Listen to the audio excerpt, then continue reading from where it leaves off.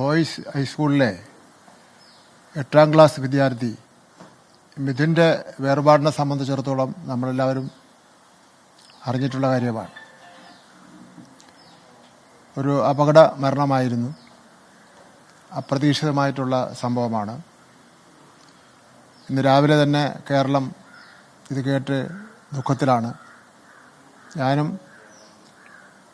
ഈ മാധ്യമങ്ങളിലൂടെയുള്ള വിവരങ്ങളാണ് ഉള്ളത്. സംഭവ സ്ഥലത്തേക്ക് അടിയന്തരമായി പോകുന്നതിന് വേണ്ടി വിദ്യാഭ്യാസ ഡയറക്ടറെ ചുമതലപ്പെടുത്തിയിട്ടുണ്ട്. ഷാനവാസ് IAS അങ്ങോട്ട് പോയിട്ടുണ്ട്. കൊല്ലം DDയും അങ്ങോട്ട് പോയിട്ടുണ്ട്. ഞാനും ഉച്ചശേഷം സംഭവ സ്ഥലത്തേക്ക് പോവുകയാണ്. യഥാർത്ഥത്തിൽ നമ്മുടെ സ്കൂൾ തുറക്കുന്നതിന് മുമ്പ് തന്നെ പലതവണ ഉദ്യോഗസ്ഥന്മാരുടെ യോഗം ചേർന്ന് കേരളത്തിലെ ഏതാണ്ട് 14,000-ഓളം വരുന്ന സ്കൂളുണ്ടല്ലോ, ആ സ്കൂൾ അധികൃതർ ചെയ്യേണ്ട കാര്യങ്ങളെ സംബന്ധിച്ചിടത്തോളം നിരവധി പ്രാവശ്യം പറഞ്ഞിട്ടുള്ളതാണ്. ഒരു 100ഓളം വരുന്ന കാര്യങ്ങൾ നിങ്ങൾ ഇന്നത് ചെയ്യണമെന്ന് പറഞ്ഞ് നോട്ട് തന്നെ അവർ കൊടുത്തിട്ടുള്ളതാണ്. അതിലേറ്റവും പ്രധാനപ്പെട്ട ഒരു കാര്യമാണ് ഈ വൈദ്യുതി കമ്പി നമ്മുടെ സ്കൂൾ കോമ്പൗണ്ട് കൂടെ പോകാനേ പാടില്ല. അങ്ങനെ പോകുന്നുണ്ടെങ്കിൽ അത് നീക്കം ചെയ്യണമെന്ന് അതിൽ തന്നെ നമ്മൾ കൃത്യമായി പറഞ്ഞിട്ടുള്ള കാര്യമാണ്.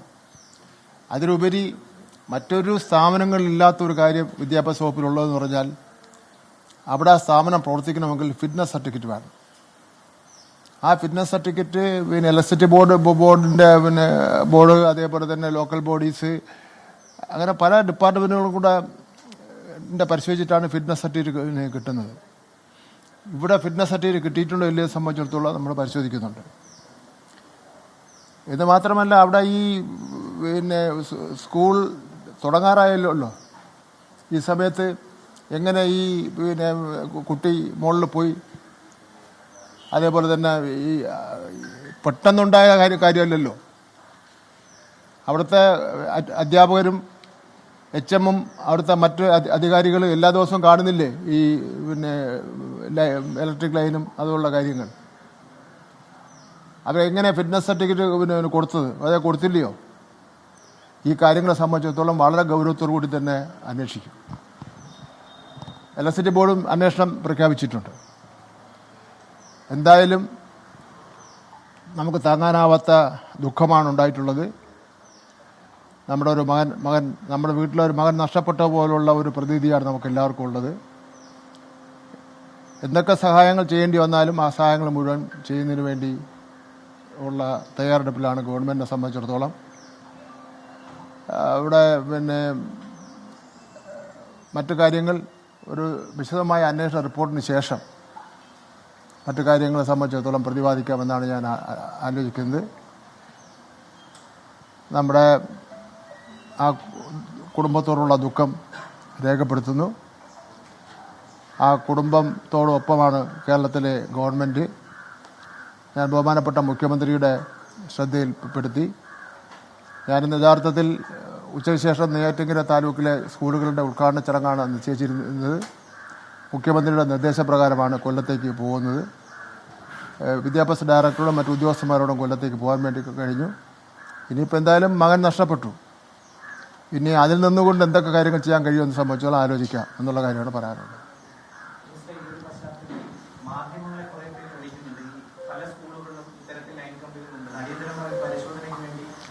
തീർച്ചയായിട്ടും ചെയ്യാം. കാര്യം വെച്ചാൽ നമുക്കൊരു അനുഭവം ഉണ്ടാകുമ്പോഴാണല്ലോ നമ്മൾ കൂടുതൽ ജാഗ്രത പാലിക്കുന്നത്.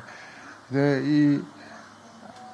ഈ ഹൈസ്കൂൾ HM-നും പ്രിൻസിപ്പാളിനും ഒക്കെ പിന്നെ എന്താ ജോലി? ഈ കാര്യങ്ങളൊക്കെ ശ്രദ്ധിക്കേണ്ടതല്ലേ?